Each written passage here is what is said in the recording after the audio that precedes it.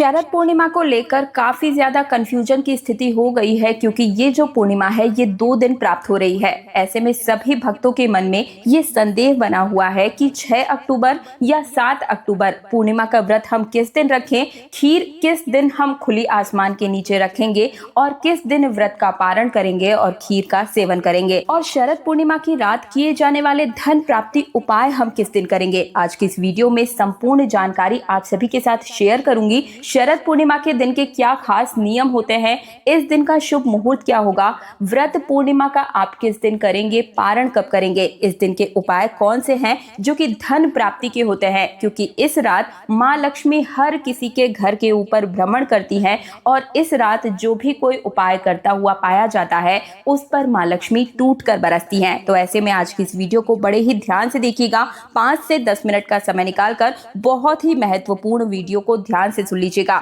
सबसे पहले तो माँ लक्ष्मी की इस वीडियो को लाइक करके चैनल तीज त्योहार और धर्म को सब्सक्राइब तो कर ही दीजिए, साथ ही कमेंट सेक्शन में जय माँ लक्ष्मी जरूर ही लिखिए। तो देखिए, अश्विन मास की पूर्णिमा तिथि को शरद पूर्णिमा या गुजागर पूर्णिमा कहा जाता है और इस दिन चंद्रमा अपनी 16 कलाओं से युक्त होते हैं और ऐसी मान्यता है कि इस दिन आसमान से अमृत वर्षा होती है। इसलिए शरद पूर्णिमा की रात को खुले आसमान के नीचे खीर बनाकर रखने की परंपरा है और इसी का सेवन भी किया जाता है। इस दिन चंद्र देवता की पूजा करने से चंद्र दोष भी दूर होते हैं और इसी दिन से आश्विन पूर्णिमा से ही कार्तिक स्नान प्रारंभ हो जाते हैं, कार्तिक मास भी शुरू हो जाता है। और जैसा कि मैंने आप सभी को बताया कि ये जो पूर्णिमा तिथि प्राप्त हो रही है ये 2 दिन प्राप्त हो रही है, तो ऐसे में स्नान दान किस दिन किया जाएगा, इस दिन क्या करना है क्या नहीं करना है, कार्तिक स्नान कब से प्रारंभ होगा, संपूर्ण जानकारी आप सभी के साथ शेयर करूंगी। और इसी दिन भद्रा काल भी लग रहा है, तो ऐसे में भद्रा का समय कब से कब तक रहेगा, चलिए एक एक करके संपूर्ण जानकारी आप सभी के साथ शेयर कर देती हूँ। सबसे पहले तो आप डेट नोट कर लीजिए। अश्विन महीने की पूर्णिमा तिथि 6 अक्टूबर सोमवार को दोपहर 12:24 पर शुरू होगी और जिसका समापन अगले दिन 7 अक्टूबर मंगलवार को सुबह 9:16 पर होगा। पूर्णिमा तिथि 2 दिन है और ऐसे में पहले दिन पूर्णिमा तिथि के समय चंद्र देवता की पूजा का शुभ मुहूर्त भी प्राप्त होगा, क्योंकि रात के समय पूर्णिमा तिथि भी विद्यमान होगी और चंद्र देवता की पूजा भी की जा सकेगी। इसलिए पूर्णिमा का व्रत तो आप सभी 6 अक्टूबर सोमवार को ही रखेंगे, लेकिन पूर्णिमा का स्नान 7 अक्टूबर मंगलवार के दिन किया जाएगा और कार्तिक स्नान भी सुबह 7 अक्टूबर को ही किया जाएगा। स्नान ब्रह्म मुहूर्त के समय विद्यमान पूर्णिमा तिथि में करना सबसे ज्यादा शुभ माना जाता है। हालांकि पूर्णिमा का दान आप दोनों ही दिन दे सकते हैं, यानी कि 6 अक्टूबर सोमवार को भी और 7 अक्टूबर मंगलवार को भी। 6 अक्टूबर सोमवार को सूर्योदय होगा सुबह 6:24 पर और सूर्यास्त होगा शाम 6:05 पर। बात करें चंद्रोदय की तो शाम 5:34 पर चंद्रोदय होंगे और ब्रह्म मुहूर्त के समय में सुबह 4:48 से 5:36 तक रहेंगे। अमृत काल रात 11:18 से देर रात 12:45 तक रहेगा। अभिजीत मुहूर्त प्राप्त हो रहा है सुबह 11:51 से 12:38 तक।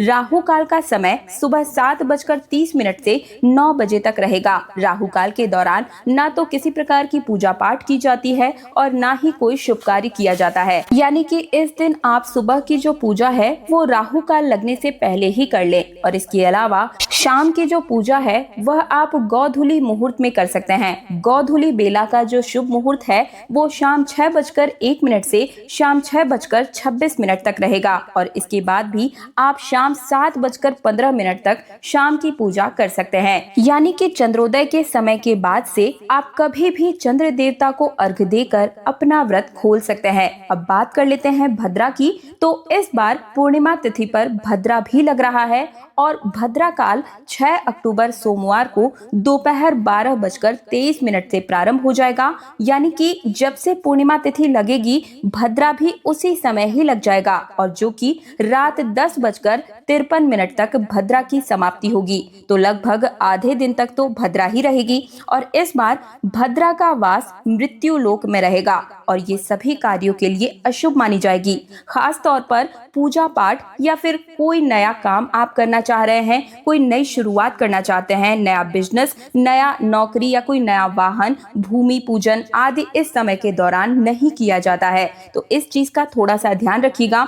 जितनी देर भद्रा रहेगी उस समय में आप ऐसे कोई भी कार्य को करने से बचें। भद्रा काल लगने से पहले पहले यदि आप करना चाहते हैं तो कर सकते हैं, नहीं तो अगला दिन 7 अक्टूबर मंगलवार को भी नए कार्य की शुरुआत आप कर सकते हैं, ये भी शुभ रहेगा। भद्रा देर रात तक रहेगी तो ऐसे में खुले आसमान के नीचे खीर कब रखें? तो देखिए, जब भद्रा समाप्त हो जाए तब उसके बाद में आप अगले 2-3 घंटे तक आप आसमान के नीचे खीर रख सकते हैं और उसकी समाप्ति के बाद अगले दिन सुबह स्नान करके इस खीर को प्रसाद के रूप में पूरे परिवार के साथ ग्रहण कर सकते हैं। यदि ऐसा ना कर पाए तो क्योंकि अगले दिन भी सुबह 9:16 तक पूर्णिमा तिथि है, तो आप 7 अक्टूबर मंगलवार को सुबह ब्रह्म मुहूर्त में उठकर स्नान करें, खीर बनाएं और तारों की छांव में जब आसमान में चंद्रमा भी विद्यमान हो उस समय आप इस खीर को खुले आसमान के नीचे 1 आधे घंटे तक रखने के बाद में प्रसाद रूप में ग्रहण कर सकते हैं। बात करें 7 अक्टूबर की, तो 7 अक्टूबर मंगलवार को सूर्योदय होगा सुबह 6:24 पर और सूर्यास्त का समय रहेगा शाम 6:04 पर और इस दिन चंद्रोदय का समय रहेगा शाम 6:12 पर। ब्रह्म मुहूर्त का समय रहेगा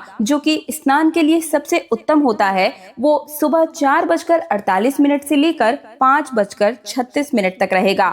इस दिन राहु काल दोपहर 3 बजे से 4:30 तक रहेगा। ध्यान रखिएगा, पूर्णिमा तिथि 7 अक्टूबर को सुबह 9:16 तक ही रहेगी। तो पूर्णिमा का जो भी स्नान दान है वह आप इसी समय ही कर लीजिएगा। इसी दिन अभिजीत मुहूर्त रहेगा सुबह 11:51 से 12:38 तक। तो श्री सत्यनारायण भगवान की जो पूजा आप करते हैं वो 6 अक्टूबर 2025 के दिन ही करेंगे। अब बात कर लेते हैं इस दिन किए जाने वाले कुछ खास उपाय की जो कि धन प्राप्ति और आपकी तरक्की से जुड़े हुए होते हैं। तो देखिए, शास्त्र कहते हैं कि इस रात माता लक्ष्मी स्वर्ग लोक से निकलकर पृथ्वी पर आती है और वे हर घर में झांकती है और उन्हें पुकारती है, कौन जाग रहा है। और जो भी भक्त रात्रि में जागरण कर माता की आराधना करते हैं, दीपक जलाते हैं, भजन कीर्तन करते हैं, मन से आवाहन करते हैं, उनके घर में लक्ष्मी जी का स्थायी निवास होता है। इसलिए इस रात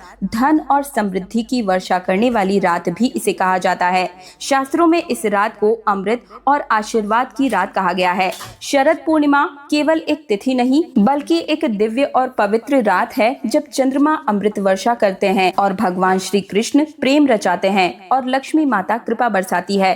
अगर आपने इस रात सच्चे मन से जागरण किया, पूजा की, भक्ति में डूबे रहे तो न केवल आपको जीवन में सुख समृद्धि की प्राप्ति होगी बल्कि आपका मन, शरीर और आत्मा तीनों अमृत से सराबोर हो जाएगा। भक्तों, वैसे तो हम हर रात ही सोते हैं, लेकिन साल भर में आने वाली ये एक अकेली ऐसी रात है जब आप अपने दोनों हाथों से जितना चाहें धन बटोर सकते हैं। तो इसलिए इस दिन कुछ विशेष उपाय हम सभी को जरूर ही करने चाहिए। शरद पूर्णिमा की रात चांदनी रात में रखी हुई खीर अगले दिन सूर्योदय से पहले प्रसाद रूप में ग्रहण करना बेहद ही शुभ माना जाता है।